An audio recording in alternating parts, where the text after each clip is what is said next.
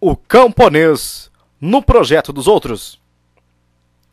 Na década de 1950, momento em que houve o despertar político dos camponeses, o Partido Comunista do Brasil e a Igreja Católica começaram a lançar documentos sobre os problemas no campo e a situação dos camponeses. Seria coincidência?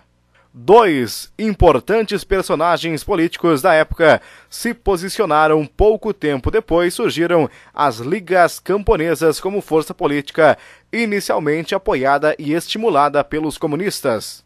A história política do campesinato brasileiro não pode ser reconstruída separadamente da história das lutas pela tutela política do campesinato.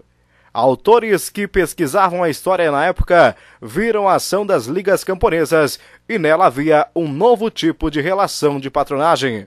A mediação política dava um novo sentido à reivindicação camponesa, situava o camponês em relação à exploração e à violência que ele sofria sob a tutela do coronel. O Manifesto de agosto de 1950 definiam a base de ação política do Partido Comunista composta de operários, camponeses e camadas médias. O problema da sociedade estava na estrutura arcaica da economia, marcada por pequenas terras que impediam a ampliação do mercado interno e o desenvolvimento da indústria nacional. Os interesses eram definidos pelo latifúndio e capitalismo, que apoiavam o governo. O caminho da luta seria o da revolução. Esta se daria por meio da substituição da ditadura feudal burguesa por um governo democrático popular. No campo seria necessária a confiscação das grandes propriedades latifundiárias, que passariam gratuitamente às mãos dos que trabalhavam nela e daqueles que tinham pouca terra. Não haveria exploração e o pagamento aos trabalhadores obrigatoriamente seria feito em dinheiro. Ainda o partido pregava direito de voto aos analfabetos e proteção aos indígenas. Cerca de 3 anos depois, o partido lança uma declaração reafirmando as teses de confiscação de todas as terras dos latifundiários e a entrega aos pobres. Ainda sugere garantia legal das terras, pagamento em dinheiro, anulação de dívidas dos camponeses, crédito barato e a longo prazo, implantação de sistema de irrigação e garantia de preços mínimos. Nos fins de 1954, o partido realiza seu congresso incorporando os itens mencionados da declaração e introduzindo alguns novos elementos. Um ponto importante é a declaração expressa de que não seriam confiscados os capitais e as empresas da burguesia brasileira, o que adquire o seu sentido na proposta de uma inevitável revolução democrática e nacional libertadora.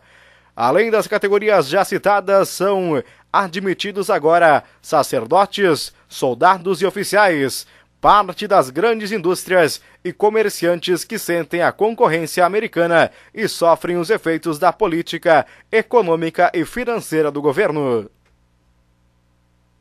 Em 1963, a CNBB decidiu que a desapropriação para fins de reforma agrária não caracterizava atentado ao direito da propriedade. Para isso, dever-se pagar uma indenização em dinheiro e títulos. De acordo com o artigo 141 da Constituição de 46, a desapropriação não era ilegal desde que fosse paga tal indenização. Mesmo liquidadas pela ditadura militar, as ligas camponesas foram até o fim defendendo a legalidade.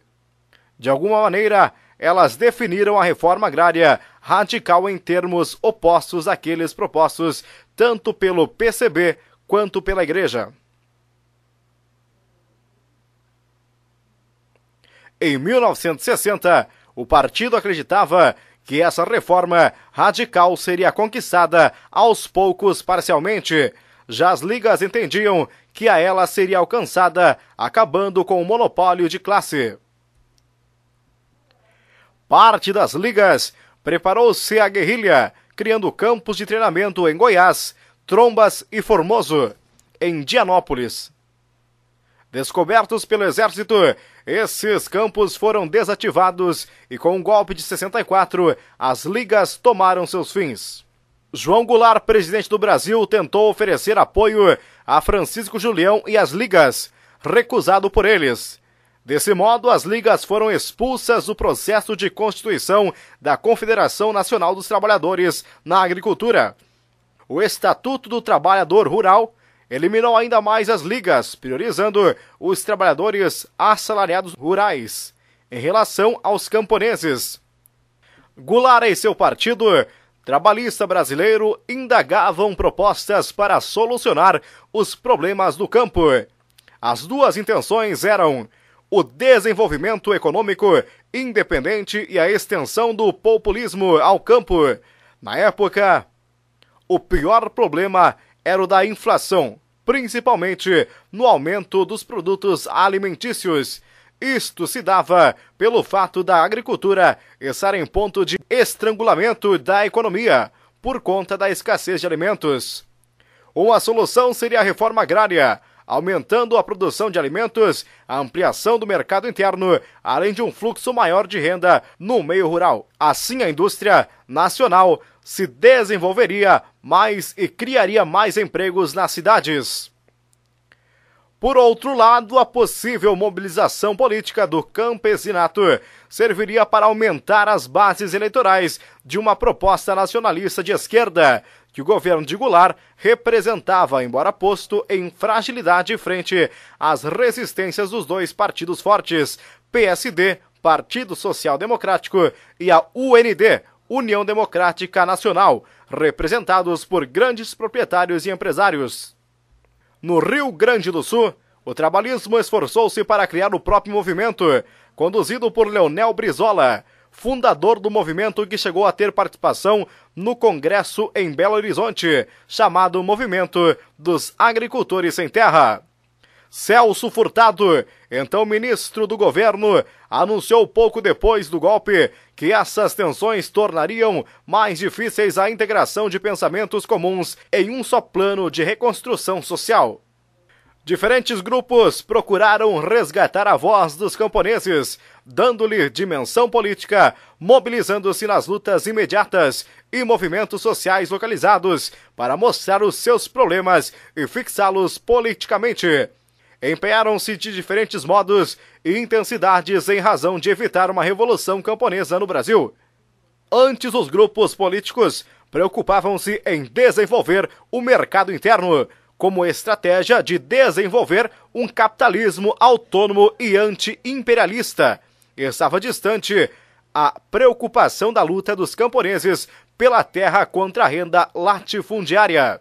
Neste contexto, a burguesia interessada na extração de renda da terra para incorporar seus lucros e estabilizar seus negócios, abriu e aprofundou a luta, enquanto tais grupos políticos falavam em aumentar os lucros da burguesia através da ampliação do mercado interno. A burguesia ampliava suas rendas envolvendo nos negócios das terras, na grilagem e na especulação. Na sua sensibilidade imediata, os camponeses podiam sentir, embora não pudessem ver, isso em todos os seus aspectos.